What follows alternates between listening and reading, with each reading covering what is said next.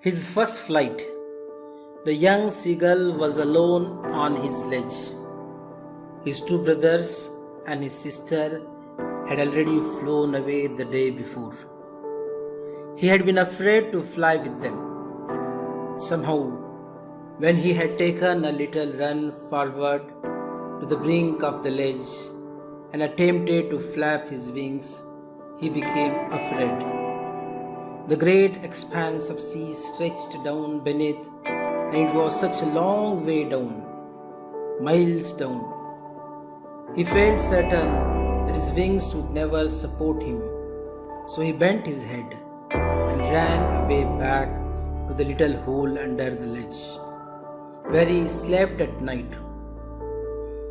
Even when each of his brothers and his little sister, whose wings were far shorter than his own, ran to the brink, flapped their wings, and flew away, he failed to muster up courage to take that plunge which appeared to him so desperate. His father and mother had come around calling to him shrilly, upbraiding him, threatening to let him starve on his ledge unless he flew away. But for the life of him, he could not move. That was 24 hours ago. Since then, nobody had come near him. The day before, all day long, he had watched his parents flying about with his brothers and sister, perfecting them in the art of flight, teaching them how to skim the waves and how to dive for fish. He had, in fact, seen his older brother catch his first herring and devour it, standing on the rock, while his parents circled around raising a proud cattle. And all the morning, the whole family had walked about on the big plateau midway down the opposite cliff, taunting him for his cowardice. The sun was now ascending the sky, blazing on his ledge that faced the south. He felt the heat because he had not eaten since the previous nightfall. He stepped slowly out to the brink of the ledge, and standing on one leg with the other leg hidden under his wing, he closed one eye, then the other, and pretended to be falling asleep. Still, they took no notice of him. He saw his two brothers and his sister lying on the plateau, dozing, with their heads sunk into their necks.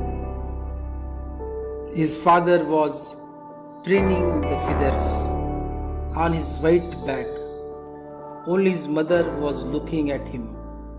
She was standing on a little high hump on the plateau. Her white breast thrust forward.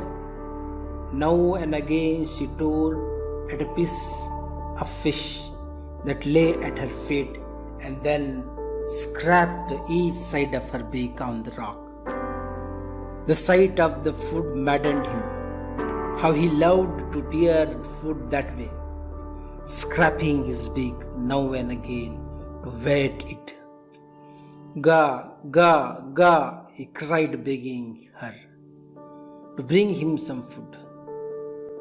Go, ha, she screamed back derisively, but he kept calling plaintively, and after a minute or so, he uttered a joyful scream.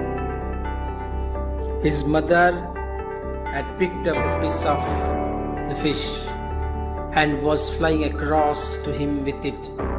He leaned out eagerly, tapping the rock with his feet, trying to get nearer to her as she flew across.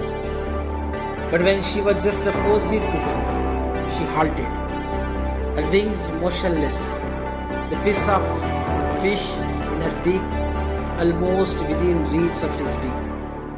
He waited a moment in surprise, wondering why she did not come nearer, and then, Maddened by hunger, he dived at the fish.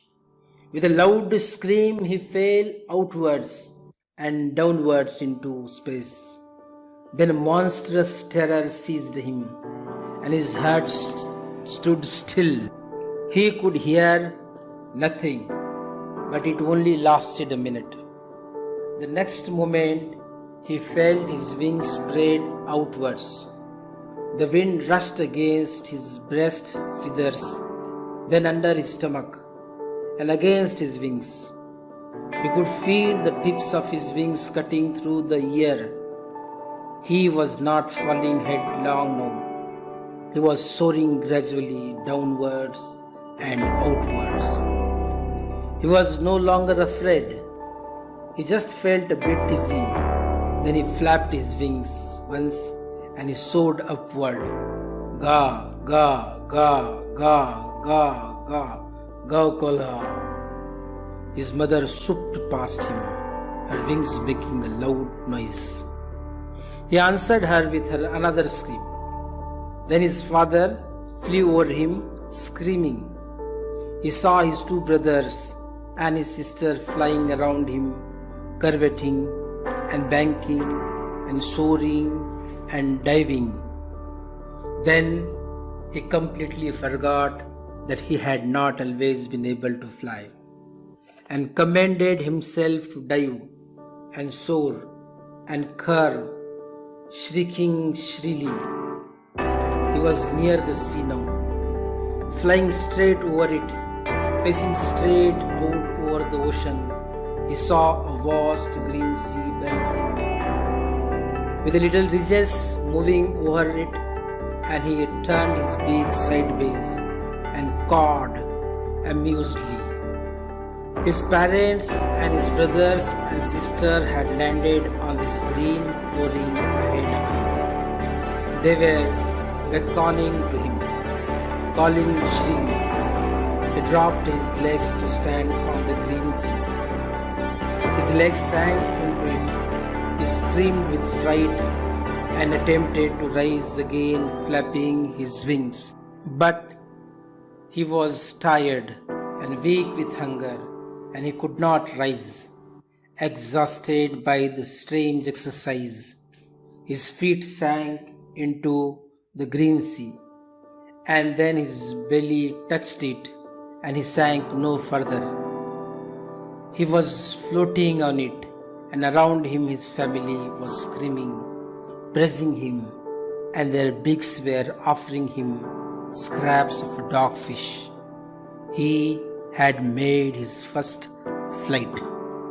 Liam O'Flaherty.